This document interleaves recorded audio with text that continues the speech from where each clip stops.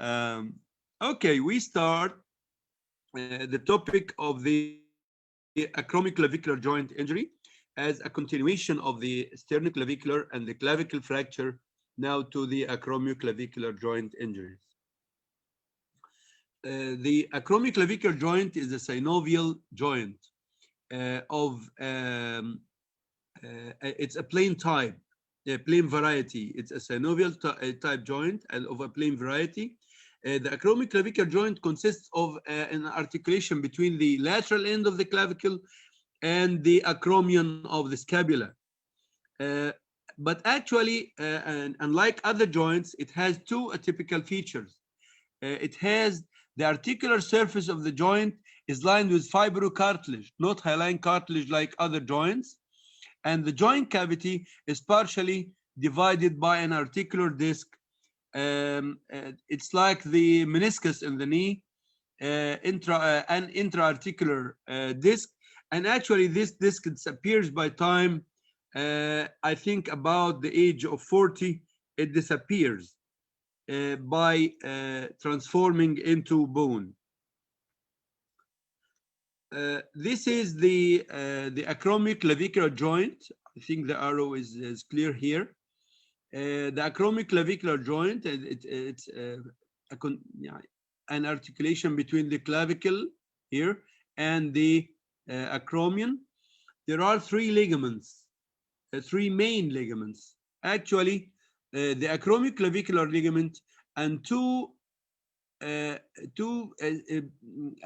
extrinsic ligaments. This is an intrinsic ligament, and these are two extrinsic ligaments from the coracoid to the clavicle. They are the conoid ligament and trapezoid ligament. Both are called the coracoclavicular ligament.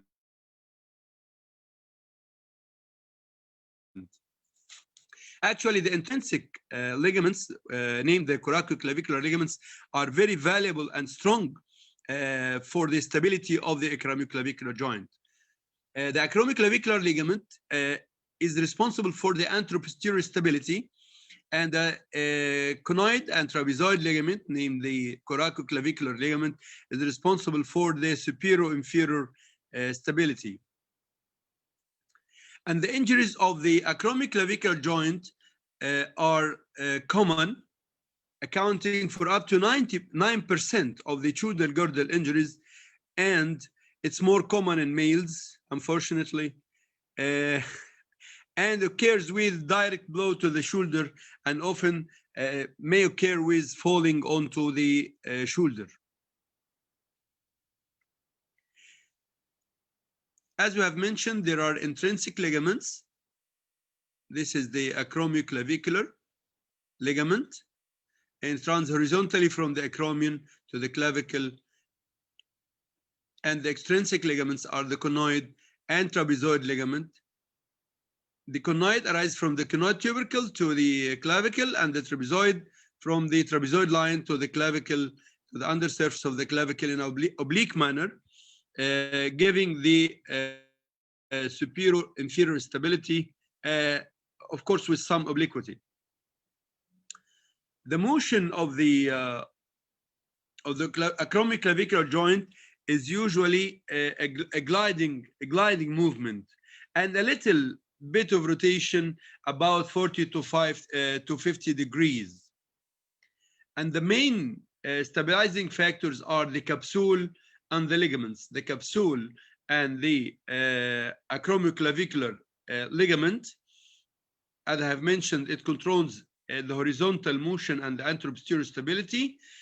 And this furthermore has four parts: superior, inferior, anterior, and posterior. And the posterior superior part, posterior and superior part, are the most important for the stability, and they are, of course, stronger. The coracoclavicular ligament, it controls the vertical motion, superior, inferior, and of course it has two parts, conoid and trapezoid part.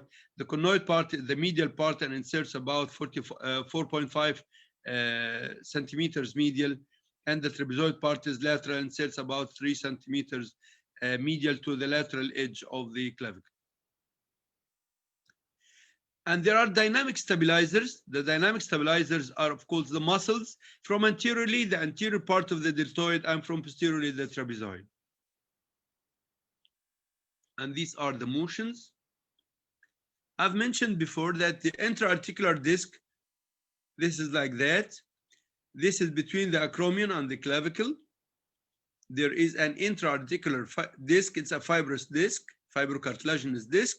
By time, it's a meniscus analog, and by time it disintegrates by the age of 40 by blending into the bone. The presentation, usually after fall, there is pain.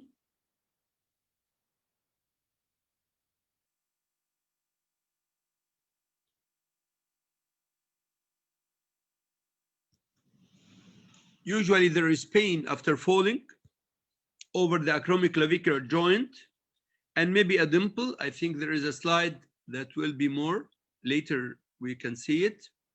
The classification of injuries is 6 grades. The first three grades usually treated conservatively, and type 3 is controversial. Type 1 and type 2 mostly treated conservatively, and type 4 up to type 6 are usually treated surgically. The type 1, usually there is sprain of the acromioclavicular ligament and intact coracoclavicular. Type 2, there is a tear of the acromioclavicular ligament and sprain of the coracoclavicular.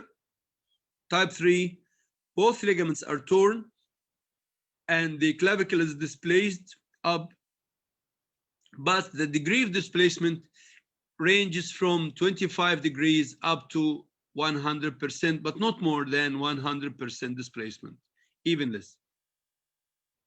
And still, this is controversial in treatment. In type 4, 5, and 6, there is a greater displacement than 100%. And of course, both ligaments are torn. And in type 4, the displacement is, like you see, inferior. In type 5 is very high anterior.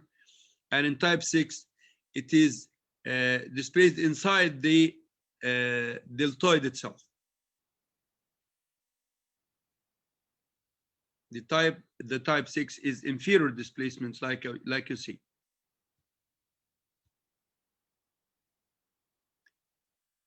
And this is another picture that shows the 6 grades of displacement.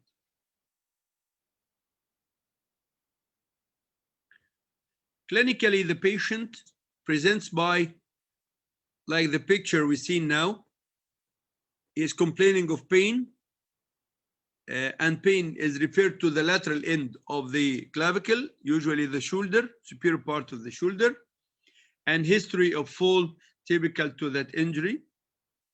And the physical examination, there is severe tenderness. It's not necessary to have this dimple, but the typical presentation is pain and tenderness over the acromioclavicular joint, and abnormal contour of the shoulder may be like that, and maybe less, and maybe more. And maybe according to the grade of injury, maybe the clavicle is dipped inside the deltoid, maybe it's going posteriorly, maybe it's going high up superiorly. And there are tests that we can do to test the stability, like horizontal stability for evaluation of the acromioclavicular ligament by a cross-body adduction, and horizontal stability may indicate, instability may indicate for more aggressive treatment. The imaging,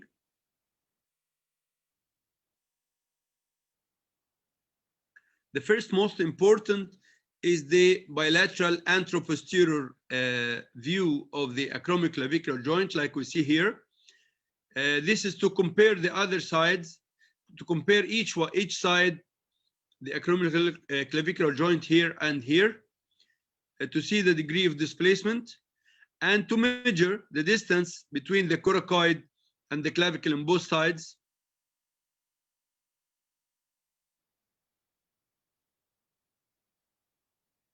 And there are several other views like that, the axillary view and the Zanka view. And the presentation may be like that. Some degrees of displacement. This is for example, this is grade 3. And this is grade 3 and maybe grade 4.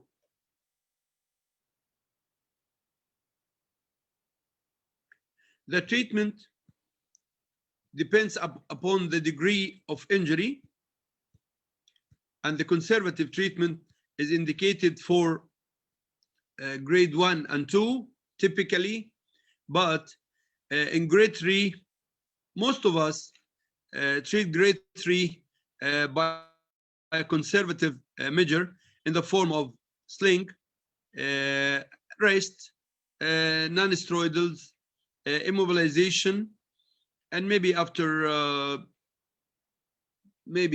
12 weeks he can return to his activity, but before that he should do some rehabilitation.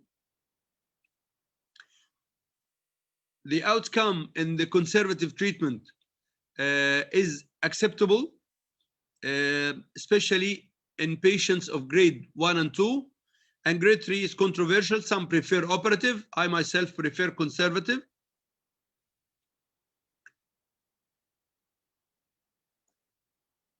The operative treatment is indicated for typically grade 4, 5, and 6, and some cases of grade 3 in symptomatizing patient, in professional athletes, in heavy duty patients, manual workers, and those complaining of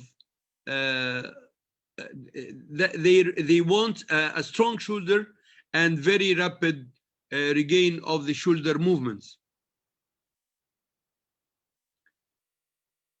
Typically, the operative treatment is planned to regain the full power of the shoulder and regain the full range of motion. I forgot to mention that the acromioclavicular joint is valuable for the transfer of the body weight from the arm to the main body. It carries the weight from the arm, from the upper limb to the body, and so to the trunk. If this connection is lost, the patient loses power of the shoulder, and considerable weakness may occur. And so in professional athletes and heavy manual workers, a good regain of the shoulder power must be done. And the technique, there are several techniques to regain this. The main issue here is to regain function. This may be accomplished by upper reduction internal fixation with screws. And screws here doesn't have a good repetition, although it is somewhat simple and rigid fixation, but still it is dangerous during the technique. It may harm the upper part of the internal structures, the dome of the lung and the other vital structures around. But still, it's a rigid fixation, but liable to rapid loosening, because the mechanics here is very high, and there is no other ways to reinforce the stability of the fixation.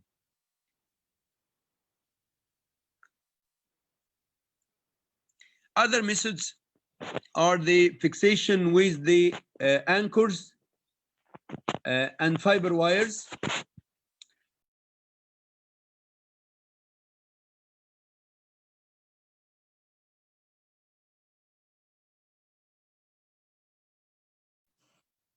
This is widely, sorry. This is widely used now. Is it okay? الصوت كويس يا دكتور محمد. حضرتك كنت ميوتد بس. I'm sorry, there was a phone. اتفضل. I rejected it. اتفضل. Okay? Okay? ايوه اتفضل يا فندم. Fixation with the with sutures and anchors is widely used now. It has the advantage that it is to a great extent safe and easy to put, and still adjustable tension can be attained by the anchors. But still there is a great incidence of cutting through the clavicle or the cricoid from the fiber wire. It is safer, but it is weaker. And later on, we saw some patients with loosening of the wire. It loses its tension by time, although the anchor is still in place, but it loses its tension, or may, if it's still having its tension, it may lead to cutting through. Another way of fixation is to put just a small K wires or smooth pins inside the acromioclavicular joint. Another method, maybe you can put a screw here from the acromion, from the clavicle to the acromion actually. But this have a high incidence of migration of the K wire. It's simple and can be done under the C-arm, but still it's liable to complications and liable to migration of the pin. Other ways of, there may be a coracoclavicular ligament reconstruction with a coracoacromial ligament modified Weaver-Dunn procedure. And this method, we do the distal clavicle excision and transfer of the coracoacromial ligamental part of the clavicle to recreate coracoclavicular ligament, and we may reinforce this with internal fixation, or but still this is a weak reconstruction with high incidence of failure. Other things, we can use a free tendon graft like we do an ACR reconstruction. We can use the semitendinosus, or we may use the allograft. We may use the autograft, the palmaris longus, the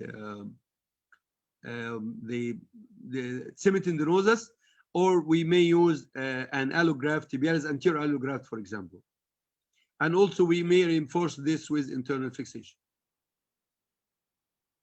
This more commonly used is to use the Hoke plate.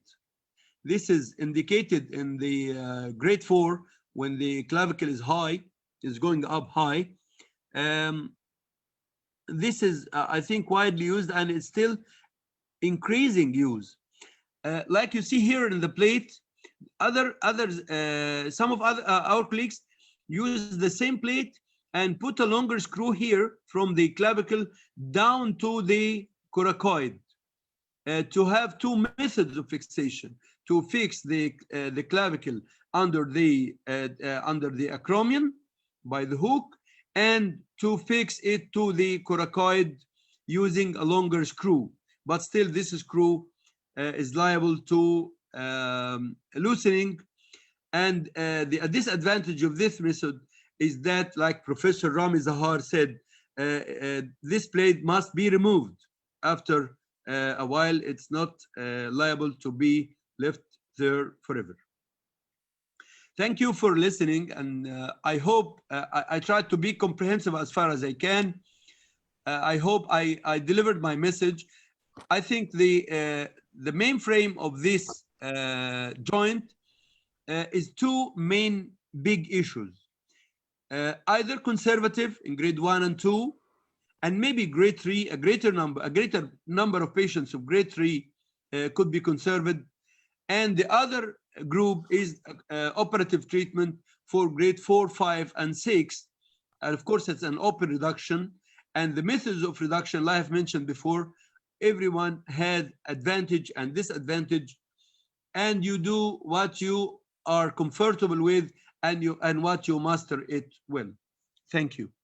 Thank you so much, Professor Mohamed Gouda, for this very interesting talk. بصراحة ال 3 talks النهارده يا دكتور محمد about 3 very important topics اللي هي بالنسبة لنا احنا ما بنهتمش بيها قوي برغم ان هي very important topics. العفو يا فندم، شكرا. Thank you. شكرا حبيبي. We have a question from Dr. El Hadidi. How can we access the posterior dislocation Rockwood 4 radiographically with X-ray and which view? Should I share the views again? ممكن اتفضل يا دكتور محمد. Okay.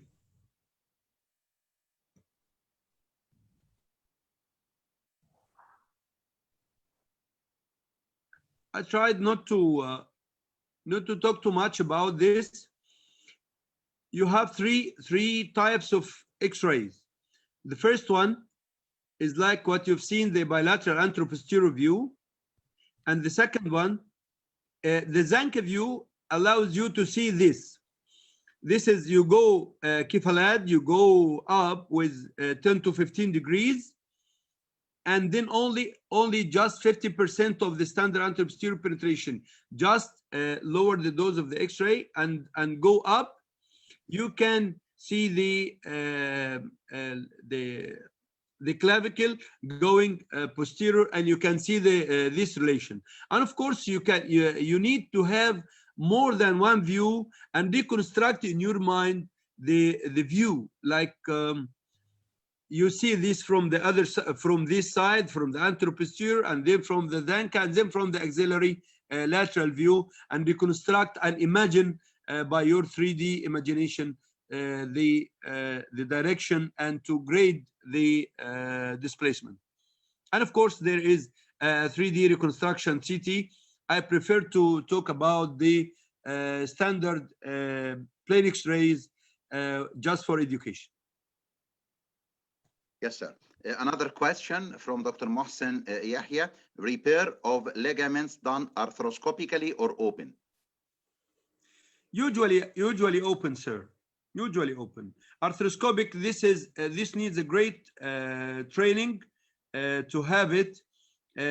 You have to master it well, I think, open before you do it arthroscopic, and you need several tools to help you, especially when you are going to do an anchor. The anchors, you know, it's an adjustable anchor, and the tension of the anchor you can manage by yourself, but most of my colleagues use it open, not arthroscopic. Can I have a question, please, Professor Mohammed? Yes, you're welcome. Yes. What do you think about the tightrope technique for the acute EC dislocations? Do you like to make it arthroscopically and make a tightrope, or you like to open and make a direct reconstruction?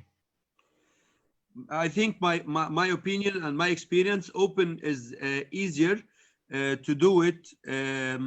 Although I'm an arthroscopist, you know, but still I do it open. Okay, thank you. دكتور محمد، واضح ان انت هتسهر معانا. What's your experience about We have a lot of questions. What? بقول واضح ان انت هتسهر معانا because we have lots of questions. You're welcome, sir. In case of young patient who has both distal clavicular non-union and acromioclavicular dislocation, what do you prefer? Do you prefer only tendon graft reconstruction alone? Distal clavicular non-union, you mean there is a clavicle fracture and acromioclavicular joint injury meanwhile? Yeah. This is rare, I think, to have both of them. The same at the same time? Yeah. I didn't see it before. The question said, I think it's very rare. I didn't see it. Yeah. Another question, what's the role of the stress view in acromioclavicular dislocation? There is a stress view, but I didn't mention. There is a stress view, but it's not used now.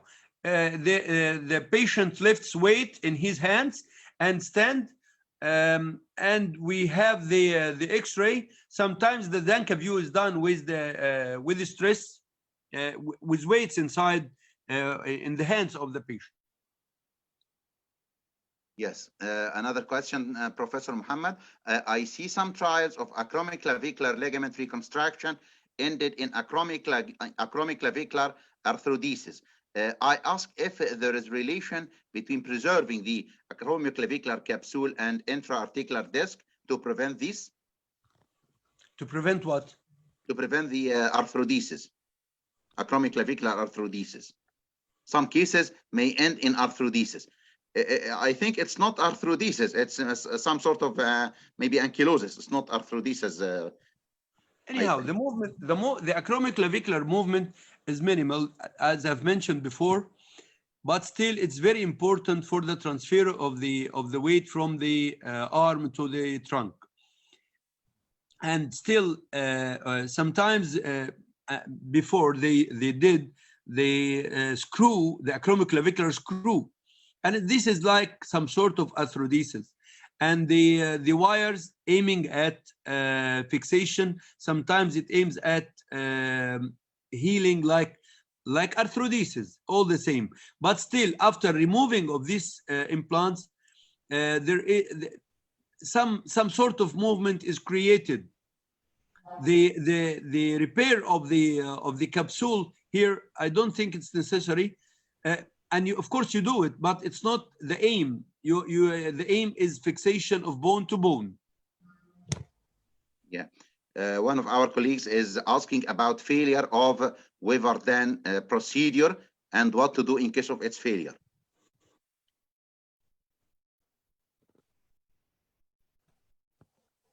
Sorry, sir. One of our colleagues is asking Weaver-Dan procedure. When the procedure fail, what is the end of the